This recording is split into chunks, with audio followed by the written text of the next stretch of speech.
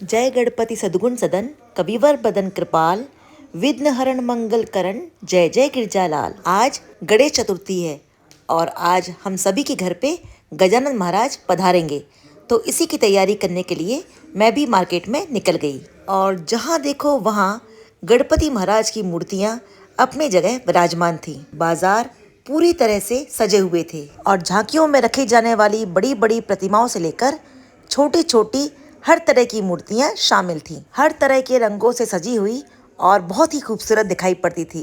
पर हमें तो भाई अपने घर पे रखने के लिए एक सामान्य सी मूर्ति चाहिए थी, ना ज्यादा बड़ी और ना ही ज्यादा छोटी, और जिसे सिलेक्ट करना बहुत ज्यादा टफ भी नहीं है क्योंकि आज बच्चे साथ जो नहीं है, तो आज हम अपनी मूर्ति अपने मुताबिक पसंद कर सकते हैं। और हमने अपने मुताबिक गणेश जी की मूर्ति पसंद कर ली। एक तरफ रखवाकर और भी जगह देख लेते हैं, शायद कुछ और भी पसंद आ जाए। हाँ, ये वाली और ज़्यादा अच्छी लग रही है, तो चलिए इसी को डन कर लेते हैं। और हमने गणेश जी की प्रतिमा ले ली। अब चलिए गणेश जी के लिए कुछ वस्त्र, आभूषण और पूजन सामग्री की खरीदारी करने। यहाँ पर सभी दुकानें एक के साथ एक लगी हुई थी, तो कहीं दूर जाने की ज़रूरत ही नहीं पड़ी, सभी चीज़ें आसपास ही मिल गई। हमारे देश में ये अच्छा है कि साल भर कुछ ना कुछ त्योहार तो आते ही रहते हैं और मार्केट उन्हीं त्योहारों के अकॉर्डिंग सजे रहते हैं। अभी कुछ दिन पहले रक्षाबंधन पर तो राखियों की भरमार थी और दुकानें सजी हुई नजर आ रही थीं, और उसके बाद आया जन्माष्टमी का त्यौहार और दुकानें जन्माष्टमी के हिसाब से बाल गोपालों के वस्त्र और आभूषणों से सजी हुई थी। और अब आ गया गणेश चतुर्थी का पवित्र पर्व, और इस पर गणेश प्रतिमाओं के साथ पूजन सामग्री की मांग भी जोरों पर है। बाजार की सुंदरता और भव्यता तो देखते ही बन रही थी। और इस तरह से हमारे देश में 12 महीने तरह तरह के उत्सव, व्रत, तीज और त्योहार बने ही रहते हैं, और जिससे हम सभी लोग आनंदित रहते हैं। और साल भर सभी तरह के पर्व और त्योहार मनाकर हमारा समय कितने जल्दी निकल जाता है और साल कैसे व्यतीत हो जाता है पता ही नहीं चलता। और इस तरह से हमने आज के पूजा की सारी तैयारी पूरी तरह से कर ली और अब आ गया था वापस लौटने का समय, क्योंकि घर जाकर भी कुछ तैयारी और करना बाकी थी। गणपति बप्पा का प्रसाद या भोग जो बनाना था, तो बस हम भी लौट लिए और आ गए अपने घर की तरफ। ये अच्छा किया कि सारे सामान की लिस्टिंग पहले से ही कर ली, जिससे सारा काम व्यवस्थित और बिना रुकावट के हो गया। और अब हम लौट आए हैं सारे सामान के साथ। हार, फूल, आम के पत्ते और बेलपत्र, इनकी तैयारी तो कर ली और अब वक्त है इनकी सजावट और भोग बनाने का। और गणपति बप्पा मोरिया के शंखनाद के साथ हमारी तैयारी भी शुरू होती है। चलिए आज हम गणपति बप्पा के लिए मोतीचूर के लड्डू बनाएंगे। क्या है ना कि गणपति बप्पा को लड्डू बहुत ही प्रिय है। वो तो आपने सुना ही होगा ना, गणपति बप्पा मोरिया, आधा लड्डू चोरिया। तो चलिए सबसे पहले यानी पहले दिन हम गणपति जी के लिए मोतीचूर के लड्डू बनाएंगे। अब भाई लड्डू बनाने के लिए हम कोई लेंथी प्रोसेस तो फॉलो नहीं करेंगे, क्योंकि वैसे भी समय कम है और पूजा का मुहूर्त होने वाला है। अब हमने एक मिक्सिंग बोल में 2 कप के करीब बेसन लिया है और 1 कप के करीब पानी इसमें ऐड करेंगे। और देखिए इस तरह से हम इसका एक बैटर बनाएंगे। जिस तरह से हम पकौड़ों का बैटर तैयार करते हैं ना, ठीक उसी तरह से। ना उसमें शुगर डालेंगे और ना ही नमक, प्लेन हमें बेसन और पानी का एक बैटर तैयार करना है। अब हम क्या करेंगे ना कि गैस पर एक कढ़ाई रखेंगे और उसमें फ्राई करने के लिए शुद्ध घी डालेंगे। मिठाइयों में घी का टेस्ट अलग ही आता है, तो मिठाई घी में बनाएं तो ज़्यादा अच्छा। और दूसरी तरफ गैस पर हम एक कढ़ाई रखेंगे, उसमें हम 2 कप के करीब शुगर डालेंगे और 1 कप के करीब पानी डालेंगे, जिसकी हम चिपचिपाती हुई यानी एक तार की चाशनी बनाएंगे। अब यहाँ देखिए हमारी कढ़ाई में घी अच्छी तरह से गर्म हो गया है। अब इसमें हम किसी भी शेप में पकोड़े डाल देंगे। आप चाहें तो इसे चम्मच की हेल्प से डाल सकते हैं। देखिए इस तरह से हमने पूरे घी की कढ़ाई में बिना किसी शेप और साइज़ के पकोड़ों को शेप में डाल दिया है और अच्छी तरह से ड्राई होने तक हम इन्हें इसी तरह से पड़े रहने देंगे और थोड़ी देर बाद इन्हें पलट देंगे। देखिए इस तरह से, और इन्हें पूरी तरह से गोल्डन पिंक होने तक फ्राई करेंगे ताकि घी में पकोड़े अच्छी तरह से फ्राई हो जाए। और जब इनका कलर गोल्डन पिंक हो जाए तो इन्हें हम बाहर निकाल लेंगे। देखिए इस तरह से हमने पहला बैच तो निकाल कर बाहर कर लिया और अब हम इसमें सेकंड बैच के पकोड़े डाल देंगे। इस तरह से लड्डू बनाना बहुत ही ज़्यादा सिंपल और इजी है। यदि कोई बिगनर भी होगा ना तो वो भी इस तरह से लड्डू बनाकर तैयार कर सकता है। इस तरह से बनाए गए लड्डू बहुत ही कम टाइम में और परफेक्टली बनकर तैयार होते हैं। अब हम एक खलबत्ते में 5 से 6 हरी इलायची लेंगे और इनका एक बारीक पाउडर बना लेंगे। यहाँ कढ़ाई में हमारा सेकंड बैच भी गोल्डन कलर में तैयार हो गया है। इसको भी अब हम बाहर निकाल लेंगे। और देखिए 2 बैच तो हमने तैयार कर लिए। अब लास्ट जो भी हमारा बैटर है फाइनली हम सारा उसमें डालकर पूरी तरह से फिनिश करेंगे। और जो हमने इलायची का पाउडर बना के तैयार किया था ना, इसको हम चाशनी में डाल देंगे, जिससे जो हम लड्डू बनाएंगे ना उसका टेस्ट बहुत ही अच्छा आएगा। अब यहाँ जो हमने थर्ड बैच तैयार किया था ना, उसको भी पलटने का समय आ गया है। और यहाँ देखिए हमारा शुगर सिरप भी बनकर तैयार है और एक चिपचिपाती हुई चाशनी तैयार हो गई है। ये देखिए इस तरह से। अब जो हमने इलायची पाउडर बनाया था ना, उसको हम इसमें ऐड करेंगे और चुटकी भर हम केसरिया कलर इसमें ऐड करेंगे, ताकि लड्डुओं का कलर बहुत ही ज़्यादा खूबसूरत लगे। यदि आप ना चाहें तो इसे स्किप भी कर सकते हैं। और देखिए कितना सुंदर कलर आया है। और यहाँ हमारा थर्ड बैच भी गोल्डन कलर में चेंज हो गया है और थोड़ी देर और फ्राई करेंगे और इसे भी हम निकाल लेंगे। अब तीनों बैच के पकौड़ों को हमने अच्छी तरह से गोल्डन कलर में चेंज होने के बाद बाहर निकाल लिया है। और यहाँ हमारी चाशनी भी अच्छी तरह से बॉयल हो गई है और एक खूबसूरत सा कलर आ गया है। थोड़ा सा बैटर और पड़ा था तो हमने उसको लास्ट बैच में भी डाल दिया है और इसका भी कलर पूरी तरह से गोल्डन हो गया है। अब हम इन्हें भी कढ़ाई से बाहर निकाल लेंगे और सभी को अच्छी तरह से ठंडा कर लेंगे। यहाँ मौसम के कारण लाइट भी बहुत ज़्यादा फ्लक्चुएट हो रही थी, तो कभी बंद कभी जलना, तो ऐसा लग रहा था कहीं रिकॉर्डिंग में कुछ प्रॉब्लम ना आए। थैंकफुली कुछ नहीं हुआ। अब लड्डू बनाने की तो पूरी तैयारी कर ली और मगज के बीज भी मेरे पास थे, तो उनको भी मैंने बाहर निकाल लिया। 2 से 3 टीस्पून के करीब मगज के बीज ले लिए और इन्हें अच्छी तरह से देख लिया। अब एक मिक्सर का जार लेंगे और इसमें जो भी हमने पकोड़े बना के तैयार किए थे उसको इसमें डाल देंगे। पकोड़े अच्छी तरह से ठंडे हो गए हैं, तो 2-3 बैच में हम इनको डाल के एक कोर्सली ग्राइंड कर लेंगे और इस तरह से हम पकौड़ों को मिक्सर के जार में डालकर कोर्सली ग्राइंड कर लेंगे। मुझे तो इस तरह से लड्डू बनाना बहुत ही ज़्यादा सिंपल और इजी लगता है और कम से कम टाइम में बनकर तैयार भी हो जाते हैं। और ये देखिए इनका टेक्सचर कितना बारीक और बिल्कुल मोती की तरह तैयार हुआ है। इसी तरह से बाकी के पकौड़ों को भी हम बनाकर ग्राइंड कर लेंगे।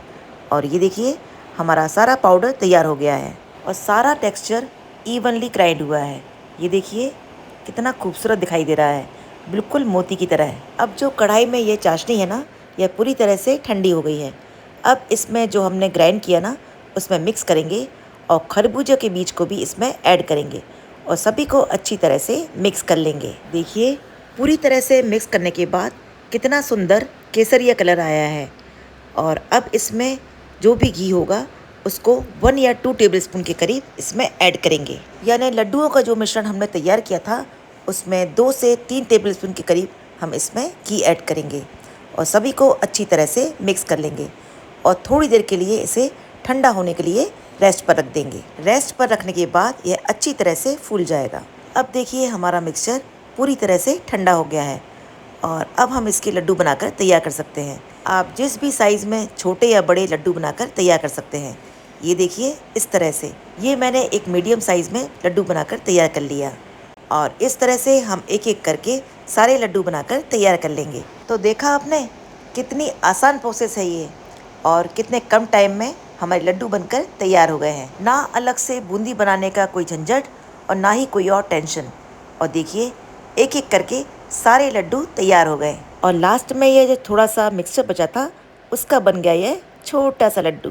और ये लीजिए हो गया हमारे गणपति बप्पा का भोग तैयार। लेकिन अभी नहीं, अभी इसे गार्निश भी तो करना है, तो हम इसे सिल्वर वर्क से गार्निश करेंगे। गार्निशिंग के बाद कोई भी चीज़ और भी ज़्यादा खूबसूरत हो जाती है। ये देखिए इस तरह से हमने थोड़ा थोड़ा सिल्वर वर्क सारे लड्डुओं में लगा दिया। चलिए अब आपको मैं तोड़कर भी दिखाती हूँ।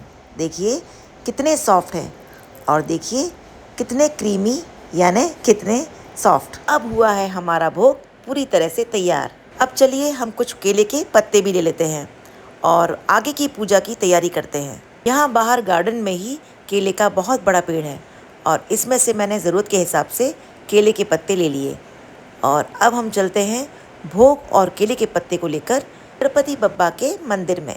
भगवान की सुबह की पूजा और बेसिक तैयारी हमने पहले ही कर ली थी और गणपति बप्पा की पूजा भी हो ही गई। अब बस इनको भोग लगाना है और आरती करना है। तो हमारे लड्डू भी बनकर तैयार हैं। तो चलिए अब हम इन्हें भोग लगा लेते हैं।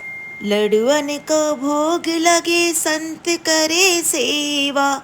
जय गणेश जय गणेश जय गणेश देवा। माता जाकी पार्वती पिता महादेवा। जय गणेश जय गणेश जय गणेश देवा।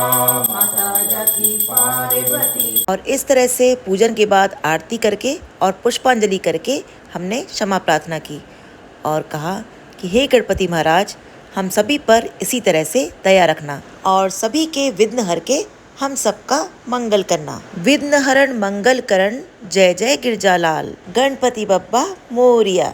अब भाई पूजा तो बड़ी अच्छी तरह से समय पर हो गई। अब कुछ खाने की तैयारी भी कर ही लेते हैं।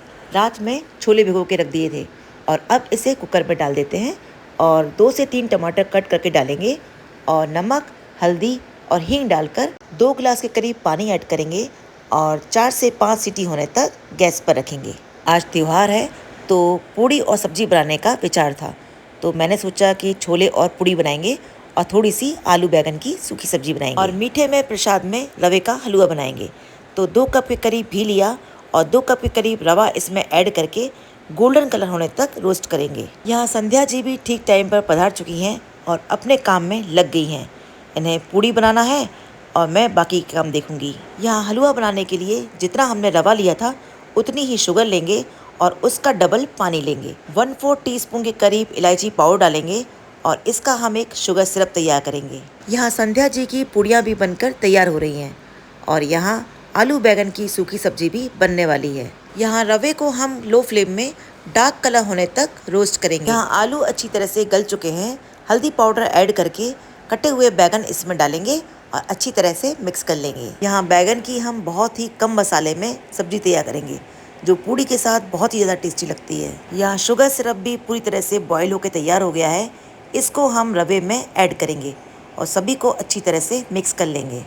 आप चाहें तो थोड़ी देर कवर करके भी इसे बना सकते हैं। यहाँ आलू और बैगन अच्छी तरह से गल चुके हैं तो कटे हुए टमाटर इसमें ऐड करेंगे और सभी को अच्छी तरह से मिक्स करके बेसिक सूखे मसाले डालेंगे जैसे धनिया, मिर्ची और हल्दी पाउडर और सभी को अच्छी तरह से मिक्स करके थोड़ी देर और कुक करेंगे।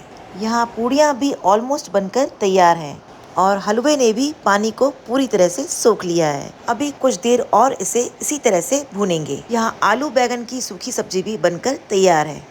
इसे फाइनली थोड़ा और मिक्स करेंगे और देखिए पूड़ियाँ भी ऑलमोस्ट बनकर रेडी हैं। सब्जी को हरे धनिये से गार्निश करेंगे और इसे अच्छी तरह से मिक्स करके कुछ देर रेस्ट पर रखेंगे। अब आलू बैगन की सब्जी तो मैंने प्याज में बना ली थी, लेकिन छोले हम ऑयल फ्री यानी 0 ऑयल में बनाएंगे, जिसके लिए कुछ सूखे बेसिक मसाले यानी धनिया, मिर्ची, हल्दी, नमक और छोले मसाला पानी में मिक्स करेंगे और गैस पर बिना तेल के एक खाली पैन रखेंगे जिसमें यह भीगे हुए मसाले डालेंगे और इसे अच्छी तरह से भून लेंगे। ऑयल रिलीज करने के लिए तो नहीं बोलेंगे क्योंकि ऑयल तो हमने डाला ही नहीं। यहाँ कुकर भी चेक कर लेते हैं।